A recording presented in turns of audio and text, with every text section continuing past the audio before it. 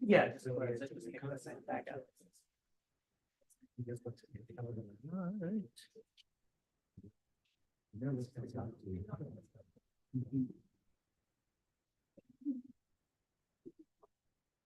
So welcome everyone to this event with author Amin Ghaziani of Long Live Queer Nightlife and with our guest Hugh Ryan, our oft-returning guest Hugh Ryan on staff. My name is Greg Newton. I'm the co-founder of the Bureau of General Services Queer Division, which is the space you're in right now. The Bureau is an all-volunteer queer bookstore that my partner Donnie Jochum and I founded in 2012. And we've been here at the LGBT Community Center since 2014. As an all-volunteer organization, oh, and I should mention, Claire is helping us out. This is her first time helping at an event, so, you know, be kind. As a volunteer organization, we are in the business of asking for donations, but we always say give what you can, if you can, and if you'd rather support us by buying books, we fully encourage you to do so.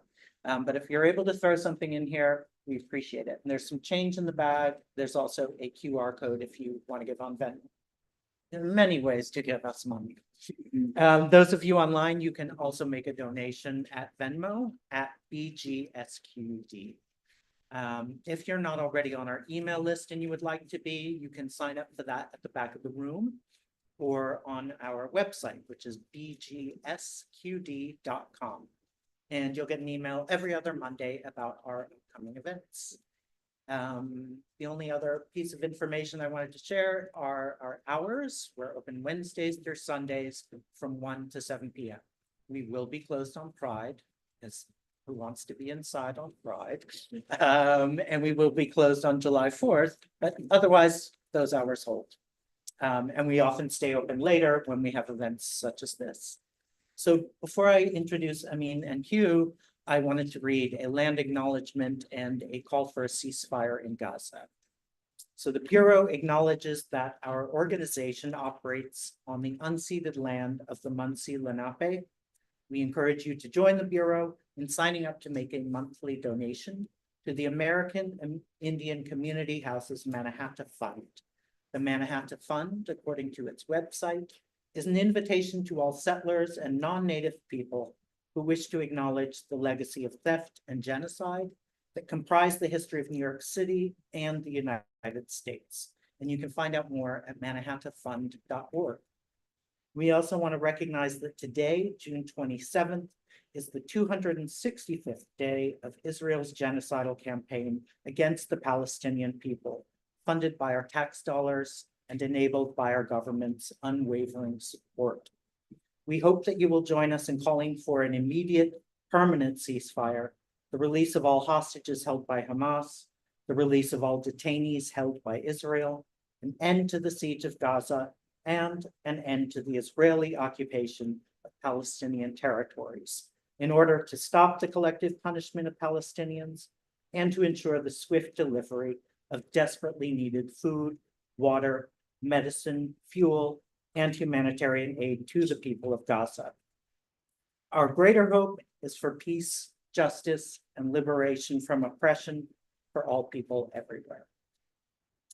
So, Amin Ghaziani is professor of sociology and Canada Research Chair in Urban Sexualities at the University of British Columbia. He is the award-winning author of The Dividends of Dissent, Sex Cultures, and There Goes the Gayborhood. His work has been featured widely in international media outlets, including The New Yorker, The Financial Times, The Los Angeles Times, The Guardian, USA Today, and British Vogue. Hugh Ryan is a writer and curator, and most recently the author of The Women's House of Detention, A Queer History of a Forgotten Prison, which won the American Library Association's Stonewall Book Award for nonfiction, and the W.A. Percy Foundation's William Johnson Award. His first book, When Brooklyn Was Queer, won a New York City Book Award, was a New York Times Editor's Choice, and was a finalist for the Randy Schultz and Lambda Literary Awards. He has been honored with the Alan Berube Prize from the American Historical Association, multiple grants from the New York Foundation for the Arts, and the Duberman Fellowship at the New York Public Library, and residencies at Yaddo and Watermill. He teaches in the MFA program at Bennington College. Please give them both a very warm welcome.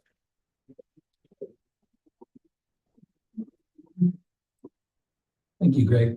Excuse me. And thank you everyone for coming here tonight. And especially thank you, Amin, for having me to do this. I have been a fan of your work and your scholarship for so long. I am pretty sure you're cited in my first book and maybe in both of them, honestly. And to everyone who has made it out on this, our 90th degree day in a row, basically, in the 6th month of Pride, it really means a lot for you to be here tonight discussing queer nightlife.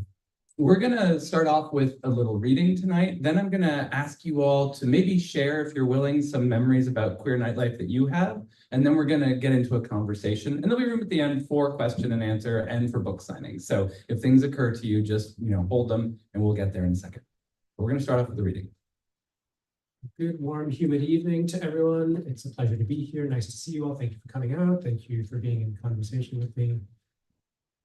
Let's just jump into these parties. So one of the things that I'm trying to do in this book is to broaden the conversation beyond gay bars, to think about alternate forms of fellowship, underground forms of fellowship that are becoming more visible and varietal in cities around the world.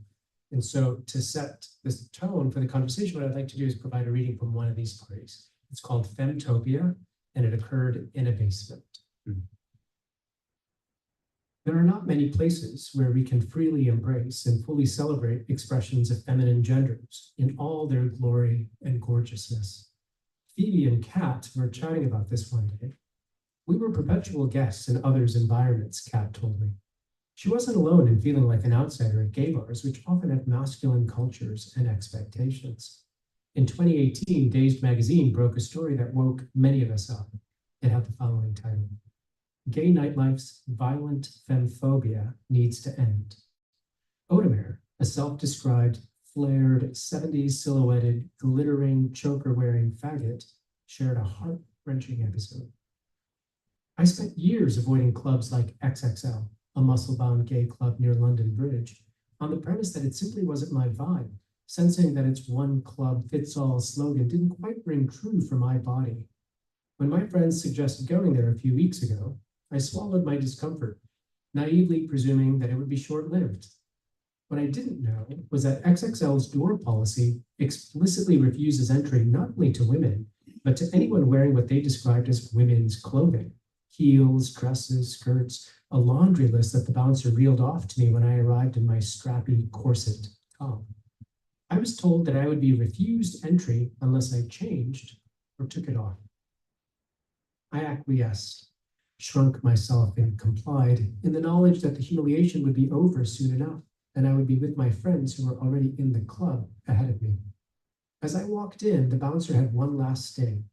He let me know that, should I put the offending top back on while inside the club, I'd be thrown out. I wasn't the first person this had happened to at XXL, nor would I be the last.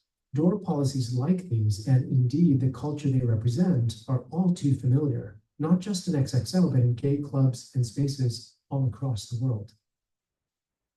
If not at a gay bar, then where else can we go to feel safe and seen as beautiful, feminine beings?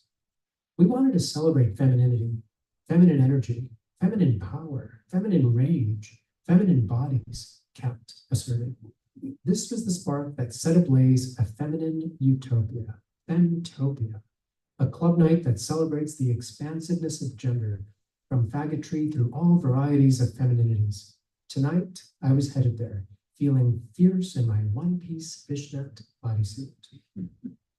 Femtopia occurred on the first and third Saturday of the month in 2018 for just that one sparkling year. Tickets were £5 or $6 if you grabbed them super early, £7 or $9 in advance, and £10 or $12 at the door. Although the bouncer said they don't turn anyone away for lack of funds. Following Kat on Instagram, I knew I had to make my way to VFD, a venue in Dalston that called itself, quote, an originator and incubator of queer arts and entertainment. The East London hub hosts many parties, but with a consistent aim to nurture emerging queer talent. As I stepped inside, I saw a flyer for the event. We have come to build a paradise in hell. The party's mantra was memorable, and it was plastered everywhere. Messages to dismantle the patriarchy and the future is femme greeted me in a vibrant design of stars and painted faces. In the center of the flyer was the party's name, written in red with a soft cursive script. I met up with Kat at the venue, a dingy basement full of magic, as she affectionately called it. Lyle, the Maori identifying owner, shared the sentiment, describing VFD on its website as a basement of dreams. Kat and I walked down a flight of stairs and arrived in a concrete box below the street, a room without windows. Wearing go-go boots and a hand-painted cowboy hat, Kat, at 5'4", could reach up and touch the low ceiling. The room itself was small, a cozy capacity of 100, and it was full of bodies of many shapes, sizes, colors, and sartorial styles. Glorify all bodies for their individual beauty and power, I read on the VFD website, and now could see in thigh-high stilettos and big black boots. Someone wore a thong with new romantic style makeup that made them look like an art portrait. I saw a queer Indian person in a sari and other partygoers in various states of undress. One person was wearing a dressing gown while another donned a homemade garment embedded with LED light panels. People presented with a non-conforming confidence I've never seen in a gay bar. I would never dream of wearing fishnets to a gay bar, but here it felt easy breezy. Phoebe and Kat created something unique and captured it in their Femifesto, a document that specified a strict no-tolerance policy for non-consensual touching and sexual advances. The music was loud, and our bodies, pressed together, were moving fluidly with it. After a few minutes, I noticed that the room looked like it was sweating. The intense body heat made the walls wet with condensation. Drops of feminine magic showered us all night. As the moisture dripped onto my body, I closed my eyes and imagined being cleansed of patriarchal stains and scars. In that moment, I also tuned into the sonic profile of the scene. This is my utopia. This is my utopia. I had never heard the song before, and I couldn't believe its synchronicity with the name of the party. Who is this? I asked. Chicks on Speed, Kat replied with a smile. A female electro-clash and punk band, its members used to earn extra cash at art galleries by hanging paintings to the walls. Someone said that they worked really fast, like Chicks on Speed. The name stuck. With the heavy bass and distorted hi-hat, the song was confrontational, though uplifting. Are you ready to shake up the world? Welcome to the revolution of love. The lyrics surfed across the sweat on the dance floor. We threw our hands up in the air and screamed along with the song. Utopia is a mirror of multiple imagined worlds. In a matter of minutes, Chicks on Speed covered everything from feminism to gentrification.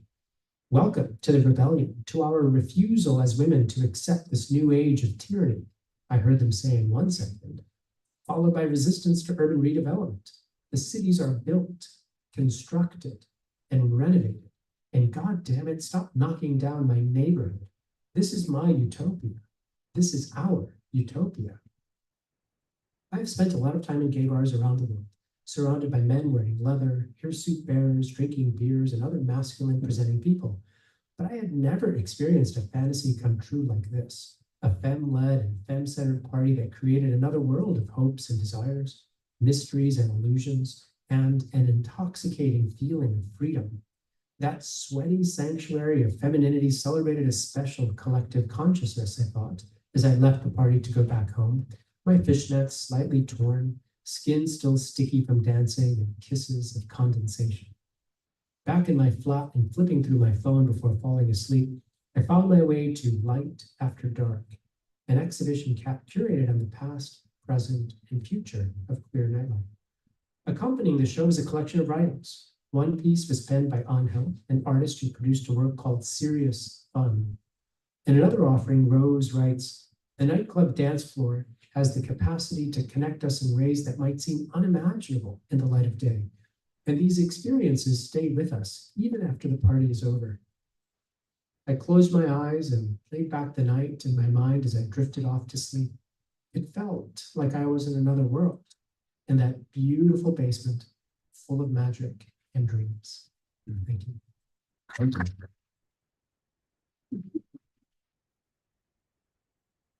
Thank you for taking us to Femtopia.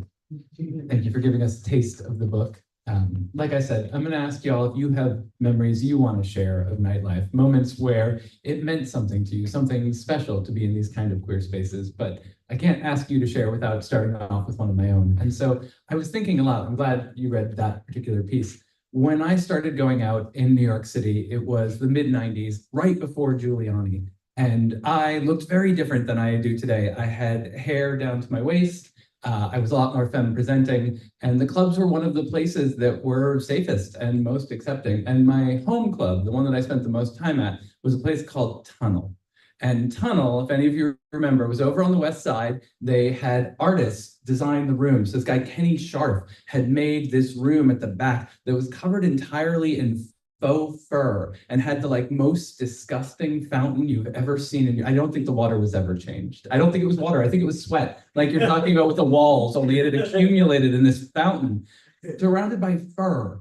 And like hundreds of people sort of gyrating until 4 in the morning. But it also had this roving party called Curfew with a K, because that was cool back then. And Curfew was a party specifically for young queer people. And it not only was a party, they had a website and a networking board and a place where you could share messages, talk about coming out, share resources. And so it was this weird kind of party within the club that had its own life that spread far beyond the walls of the club. And I met all sorts of people through it, who then brought me to see the rest of New York City. One day I can remember staying until the doors closed and going out with all the promoters to the Chinatown for brunch. And for the first time, actually learning where to go in Chinatown for dim sum and learning from other New York City residents, what the city was, all of which I learned because of this club. I never had known any of these people or any of these spaces, except for this place that I guess technically was for partying. And sure, that's what we went there to do, but it became so much more. And so whenever I think about nightlife, it's Curfew at the Tunnel. That's the party that I return to. That's the place I think of as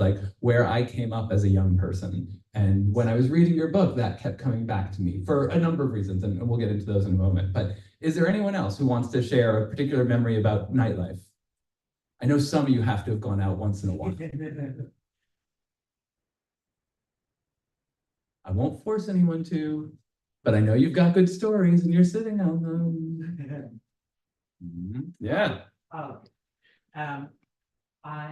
love the limelight when I moved to New York in 1991, pre-Giuliani. Little did we know. Good old days. And I lived for it. Wednesdays, Disco 2000 was so great. So if any of you don't know Limelight, it was in an old church. And having survived an evangelical Christian upbringing, I was way into blasphemy. And it was just such a wonderful party. They had cages that would come down. You're dancing in the nave of this kind of neo-Gothic church. And these cages come down, and Amanda Lepore was one of the go-go dancers, would get into the cage, and then it would go back up, and they would go dance. It was just fucking amazing. And then they would always do the hot body contest. They would always remind you that rents due, as if there's ever a time when it isn't. And then they would encourage people, usually men, to get on stage and take their clothes off, and whoever got the most applause would win, I don't know, it's $100. But yeah, that was just so fucking amazing. Oh, wasn't it Limelight that used to have the 2 entrances too, one for gay people and one for straight people? Yeah. I appreciated that. Yeah, Penny worked the door. And after being, all of us experienced the pain of being a queer child in a straight world. And then you go to the Limelight where Penny total freak is at the front. Your freakishness isn't Found your place. Yeah, that was Well, very affirming. I love it. Yeah. Anyone else? We got time for one more. Anyone else want to share a story? Yeah, in the back. Something, I guess, which just speaks to the change. I don't know where I was, somewhere in the city, last week, and I saw something about, Bastille Day being in Central Park, and I was, Central Park? It was a few yards on the cobblestones outside Florent, that was it, and it was drag. That was Florent, that was Bastille Day in New York back in the day. And the fact that it just blew my mind that now in 2024, it's a huge event at Central Park for the masses. Yeah. And it was Florent, which was the restaurant we all went to in after tunnel, after everything else. And again, you had another show in the restaurant. It was God, the good old bad old days. But I love that you connected it to today, because that brings us right to what we're going to talk about tonight, which is how queer nightlife has lived and long lived, not just in the bad old days, not just right now, but in fact, in both of those times and in many other times, accepting, unaccepting, in places where you would expect to find it, in places where you would never expect to find it. I mean, I think that's part of what really excites me about queer nightlife, but I'm getting ahead of myself. So let's jump back. Let's start with kind of the most basic question. What made you write this book? Well, to be honest, the book was an accident. I had no intention of going to London. I had no intention of studying nightlife, and I knew absolutely nothing about the underground parties that are the stars of the book. I arrived in London in January 2018 on an academic sabbatical when a friend invited me to join him at the London School of Economics and Political Science, where he was a member of the faculty. And it was only after I arrived that I plugged into a conversation that it felt like everyone was having all the time. In the first 2 decades of the 2000s, the number of LGBTQ nighttime venues in London, a global capital of finance and culture just like New York City, I've heard of it. declined by 58%, falling a number from 125 to just 53 remaining venues. The two most common explanations for the closure of gay bars are both economic, and they include redevelopment, which is to say the land is more valuable than the business. We need to keep in mind that gay bars are essentially small businesses. And so a developer comes along, buys the business, raises it, and then puts up something else in its place, like luxury condos or chain retail. And a second common economic explanation is failed lease negotiations due to excessively steep rent hikes by greedy landlords. Now, an audit by the mayor's office, or at the same time, found that 44% of all nightclubs, 25% of all pubs in the capital had also closed. And so what this tells us is that all nighttime venues are struggling, but the impact on queer spaces is more dire. It was around this time as well that someone named Samuel Dweck, who's an architect turned filmmaker, coined the term closure epidemic to describe the scene sweeping London, a bit like clubsterben, which translates to club death or the club that dies in Berlin, and similar closures in cities around the world. So here in the US, for instance, Gregor Mattson, with whom you were also in conversation here, documented a 41% decline of gay bars between 2002 and 2019, which is roughly the same window of time as in London. The number jumps up to 45% when we stretch it out to 2023. A lot of numbers floating around here. So there's this journalist. His name is Richard Boyden.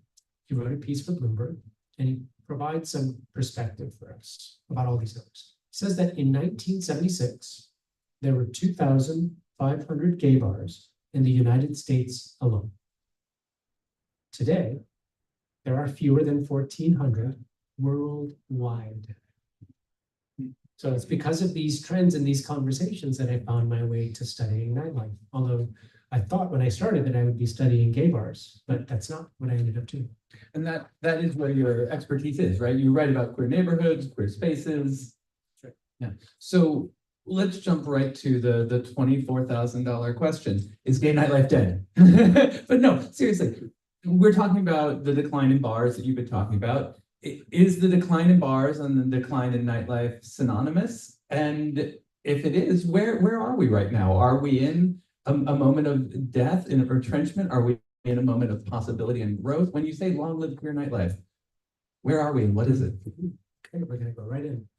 It's a great question. It's a slippery question. So those two things, the closing of gay bars and the death of nightlife, they're not synonymous. So no, they don't mean the same thing.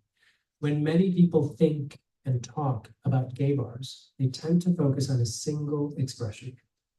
But when they think and talk about nightlife, they focus on a single expression, and that's the gay bar. And then based on statistics that show large numbers of closures of those bars, we make these sweeping conclusions that all of nightlife is dying or is in decline. And what I want to do is try to tell a different story, a more hopeful story. But to do that, we need to recognize a simple but powerful intuition. Gay bars are not the sum total of nightlife.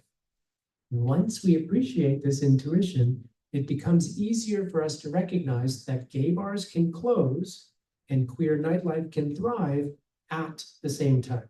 So there's an entire revolution that's happening in underground places where people are reclaiming the night in the name of those who for too long have felt left out. And these parties, like Femtopia, are called club nights, and that's the focus of the book. And there's so much that these parties teach us that I'm hopeful we're going to talk about, but certainly that queerness is indefatigable. So we are resilient even in the face of a closure epidemic, and queerness is expansive. There are many different kinds of places, from fixed bars to episodic events and parties. And what would you say nightlife in London these days looks more like? You mentioned this a little bit, more club nights. What are those like? Where are they appearing? Who are the populations they're for? How do they differ from bars? Well, when I first started this book, which was in 2018, during any given weekend, there would be maybe 1 to 3 of these parties. When I returned in I just went back this year. I was just there this year. Time's becoming a little fuzzy. This is the last stop, the crescendo of a 3-country, 4-month book tour. So in New York City for Pride, so it's quite special. So this year, when I was in London launching the book, there were maybe a dozen or more parties every weekend, so it's quite different. I will take you party hopping through the book. And there are 7 events that I feature in detail. And we'll start at a party called Bat Mitzvah, which is a celebration of queer Jewish identities. From there, we go underground into a basement and celebrate all varieties of femininities at an event that you just heard, Femtopia. We'll then come back outside and go to a party during the daytime called the Camper Van, which is a party that happens in and around a caravan, literally, that the organizer drives around the city and even the country. This particular party, I think, beautifully illustrates the idea of club nights as spatially mobile events, roving parties that move around from place to place in the city. Next comes the Cocoa Butter Club, which is an event that prioritizes Black and queer performers of color. From there, we go to a party called Hangama, which is an Urdu word that loosely translates to a celebratory chaos or commotion, a queer Bollywood party. After that comes Inferno, a party that prioritizes queer and trans plus DJs and non-binary performers. And then we end at a wildly fun party called Gays Facho, which features an onstage tomato wrestling competition as an homage to a Valencian festival called La Tomatina. Along the way, I introduce you to a bunch of parties with fantastic names like Pussy Palace, Anal House Meltdown, Adonis, Betty Erect. I mean, there's so many gorgeous parties and beautiful names. This is one of the things I love about the book is that, as you mentioned, I talked to Greg Matson here, and there are all of these things in New York that are happening around the bar closures, right? There's a lot of focus on the closures, the loss of space, the death of the gay bar. You hear these phrases all the time, but as your title and as you're talking makes clear, you're emphasizing a different side of this. What's coming up as alternatives to the bars, whether it's because they were closing or because they were not accepting to everyone to begin with. And in the book, you talk a little bit about a sort of broader sociological way of thinking that you're problematizing, which you refer to as the joy deficit. Is that right? Can you tell us a little bit about what that is and how it sort of affects how we think about queer life or life in general through the academy? Oh yeah, I have a lot to say about the joy deficit. But first, just to provide some context for the title of the book, as you mentioned. So Long Live Queer Nightlife is a play on a quintessential British expression, but at least in relation to royalty, it implies the preceding assumption that gay nightlife is dead. And so the pairing of these delicate declarations of life and death create metaphors of continuity, transferal, and triumph, which are really the kinds of tensions and themes that emerge in the book. Now, in terms of the joy deficit, I have lost count of the number of studies that I have read about suffering and social problems, about bigotry and bias, about discrimination and inequality. Those arguments are accurate and absolutely essential to guide us toward a more just world. And yet, having fun and feeling joy is what sustains us as we grapple with the tough stuff. Laurel Westbrook and Steph Schuster, both sociologists, call this a joy deficit. When we singularly focus on what makes life miserable, all the problems and the pain, then the things that make it pleasurable vanish from view. Put differently, like negative experiences are only part of the picture, never its whole. That's why what I say in the book is that we have to insist on joy, not as naively disconnected from the suffering that's real in the world, but as a salve to that suffering. Anything but trivial, joy is life-enhancing and deeply, deeply political. When we go out and have fun with our friends, really important things are happening. Those moments create a shared emotional energy that promotes group pride and communal attachments. Joy brings us closer together. And as it does, we model positive relationships with each other. Joy can also bloom into a broader politics that can, quote, move us beyond romances of the negative and toiling in the present. I borrow that phrase from a performance theorist, Jose Esteban Munoz.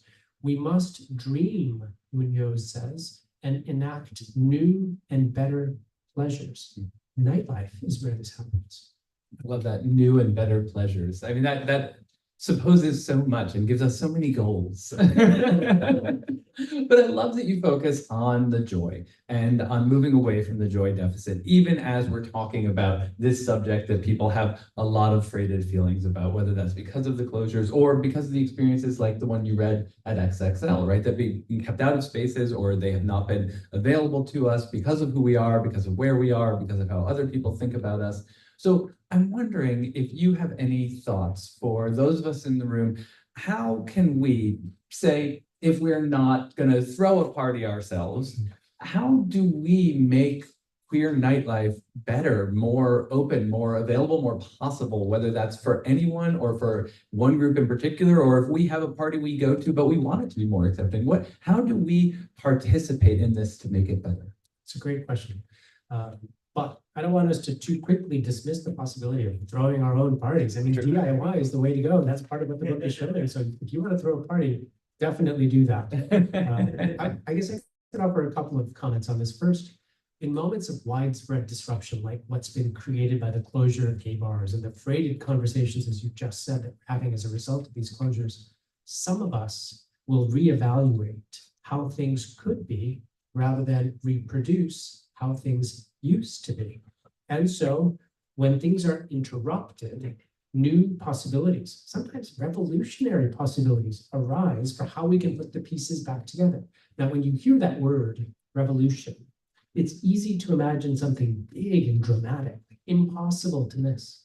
But subtle or softer revolutions are also possible, because a single act or a simple choice can change the course of your life. And if you scale that up, it can change the tracks down which history unfolds. And so the first piece of advice is to reevaluate rather than too quickly reproduce. Just because reproducing something makes you feel like things are more familiar and calmer doesn't mean it's the only option. It's the first thing. Second thing I would say, a bit more sort of content specific rather than philosophical. Club nights have some really incredible qualities. And I think that it's a good idea for us to imagine ways of exporting the qualities that club nights have to other kinds of queer spaces. So these are the ones that come to my mind. Articulated consent would be the first. Club nights are very intentional, direct, and explicit about consent. In fact, one of the only things you're going to see taped to the walls in a very, again, DIY style fashion are consent policies. I seldom see this at gay bars, despite the fact that historically gay bars have had some trouble with non-consensual contact between men. That's the first. Intentional inclusion is the second. Club nights are not exclusive, but that doesn't mean they're for everyone. They're powered by marginalized communities, and this gives them an underground quality, both material, and that we're walking down a flight of stairs into a basement, or that it's off in the spatial margins of a city, but also metaphorical in that they're non-normative and experimental. So again, it's important to reevaluate rather than reproduce. A related idea is intersectional queerness. Club night, and this is an important one. Club nights prioritize the bodies of people who don't normally get to go to a public space and feel like they're centered. It was while I was doing this work in London that I personally found my way to the center of a dance floor that centered me in return. It's a powerful experience. And that happened at the Hungama party, the queer Bollywood party. I'd never been in a room filled with other queer people that looked like me. Most recently, this is amazing. So in terms of the intuition of exporting these principles that I'm describing for you into the context of gay bars, the second stop on the US tour was in LA. And after the event finished, my interlocutors, Lucas Hildebrand, who's a fantastic new book out as well called The Bars Are Ours. We went to West Hollywood, the gay road. And gay roads have particular reputations as being spaces that cater to cis white gay men. Okay? So we go there to a bar called Mickey's, which is very sort of Mickey's. So it's like 8 p.m. on a Friday. We're at Mickey's. And it's quiet when we get in, we grab some beers, we sit down, and then suddenly there's a setup that happens, and there's a Middle Eastern pop-up party that's happening at Mickey's. So there's a Middle Eastern DJ playing traditional music, there's food and clothing for purchase, Middle Eastern go-go dancers. And it felt like a club night, but at a gay bar in West Hollywood, right? Amazing. And the final thing I would say, to allude to that first question you asked me, is about joy. One person I interviewed told me, fun don't get no respect, either from the academy or from the public. I love that line. And I think his name's Ben Walters. He's absolutely right. I think that we need to insist on the political potential of having fun in terms of its capacity to enact new and better pleasures. And I think that has such a rooted history in queer activism, right? The politics of pleasure, of space, of consent, all of these things that you're talking about as being important to nightlife are actually part of queer activism and queer history generally. So of course, those same things will apply when we go out, or should at least. I know we're coming almost to 8 o'clock and I don't want to miss time for you all to ask questions. So anyone have any questions either about something we've already spoken about or something else that we haven't talked about or a party that you love that you want to share? Yeah, I went to London in October. I was on sabbatical, and I went to a club or an event called Ducky. Yeah. And it was really amazing because it was very interracial. It was very age divergent too. I'm 59. And I don't feel like I fit in, and I feel it a lot more in New York, but I didn't feel in the London spaces. And it was very fun, and the music was going like, old and new, that kind of thing. And someone was saying to me that, well, Ducky is kind of different. I don't know all the history of Ducky, maybe you know more about it than I do. But they have a mayor of nightlife in London. And I thought New York was supposed to have one too, but I'm not sure if that really translated. Is that something, are you aware of that, or is that in your book, or? All of that's in the book. Okay. Ducky is a fantastic party. It used to occur at the RBT. It's one of the longest standing weekly parties every Saturday night, co-organized by an individual named Simon and someone named Amy LeMay, who's the UK's first ever mayor of the night, or night czar. That's the official role. I think it also exists here in New York. The role has spread internationally. Fantastic party, and definitely age diverse in terms of its competition. Now, on average, the nightlife set does tend to be younger, but that doesn't mean that all events cater only or exclusively to a younger demographic. I mean, one of my favorite t-shirts that I saw at parties in London said "Rave to the Grave." And so if you love to dance and you like music, then there's no reason why you can go out, and you're still so young. Yeah, just sort of, they had an Equality Act in London, and I was sort of impressed about how much more diversified it was. Because I was looking at museums, because I teach museum studies, and I was thinking, like, it's like it seems so far ahead of New York. It's an opinion. So that's what I've shared. I don't have a question, I guess. No, thank you. I will say, if you're looking for parties for older folks, Mother Disco in Brooklyn, I was raving about this earlier. It's 4 to 10 p.m. party, good music, at what's the name of the bar? $3 bill, a $3 bill. Lovely party. But something you mentioned, and then you with the Rave to the Grave shirt made me think, do you know Mackenzie Work's book, Raving? Yeah, another great one if you're thinking about diversifying sort of the politics of queer nightlife and space and raving while you're aging. She writes really beautifully about it. So I highly recommend that book as well. It's a great book. Anyone else? Questions?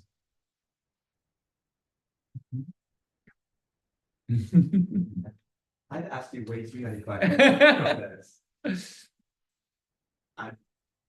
No, you're blushing beet red. It feels like you have a question. Okay, I'll ask a very general one. What has been your favorite experience in interviewing all of these people at these parties? Like, is there any particular experience that sticks out to you? Because I think in reading the book, it can get quite overwhelming about how unique each place serves to become. So kind of what kind of sticks out in your mind most? Happy to answer that, but I'm so intrigued. Why did that experience of the diversity of the parties feel overwhelming to you?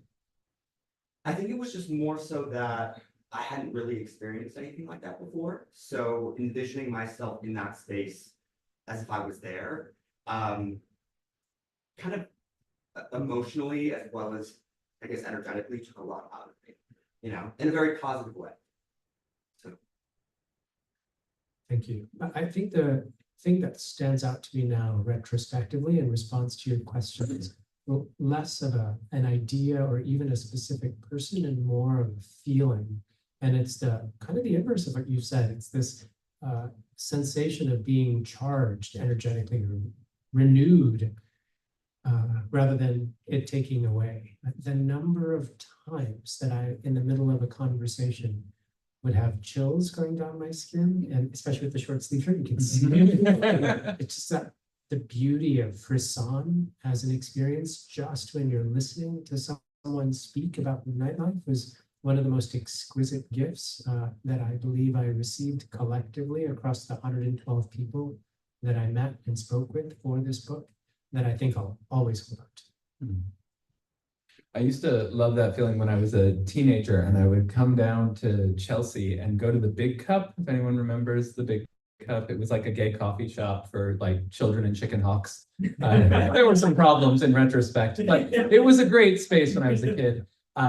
But outside, there would be the people handing out the free copies of Next and HX, which were like the 2 weekly alt magazines. And they would have listings in the back of all the different parties and photographs from them. And I was not old enough yet to get into any of them. And you could dream about the possibilities of who were you if you went to, Jackie 60 versus if you went to Motherfucker versus if you went to Click and Drag, which was like the cyber fetish party of the like 90s vision of the future. And all of that possibility, it seems like, is sort of what you were excited by and experiencing so much while you were in London. Have you seen that elsewhere too, since you have been on a 3-country, I don't know how many cities you said, tour with this? Absolutely. I mean, far from atypical. What's happening in London is part of a global trend. Let's see, there's so many of these. In Toronto, there's Jerk, which is a biannual party that follows the influence of the Caribbean on club cultures, and the organizer's name is Bambi. And Bambi explains the origins of these parties that sound almost identical to what I heard in London. And they say that a big problem is lack of resources. And so people with access to power, money, and other kinds of resources tend to be, on average, cis white gay men. And for everyone else, DIY is the way to go.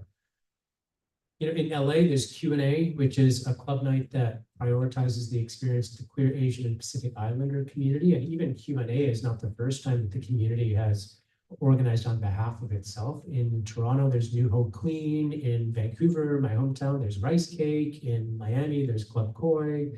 There are a number of these parties that exist all over the place. And so what it tells us is that this format of using episodic or event-based nightlife scenes is something that's been, well, first of all, it's not specific to London. It's also happening in New York and cities around the world. But historically, it's something that the queer community has used for a long time. I mean, in the 1920s, there were queer parties at the Adelphi Rooms, which is a boarding lodge in London.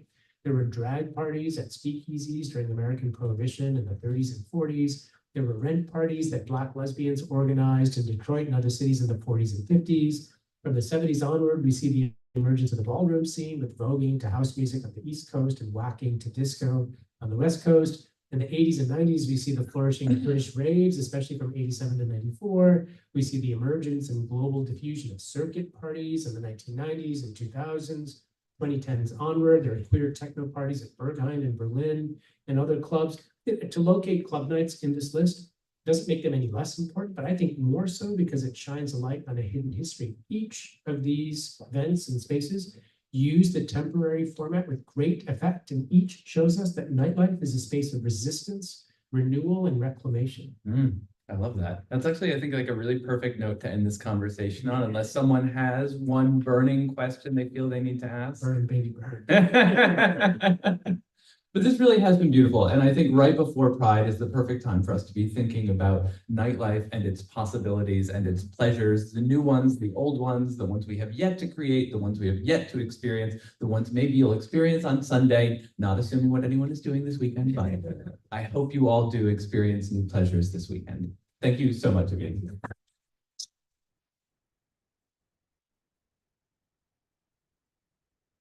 And now, before we go, since you're so interested in the book, you should buy a copy here and get them to sign it. Yeah. They're here. It's a pleasure. We have a table for you here if you want to sign some books.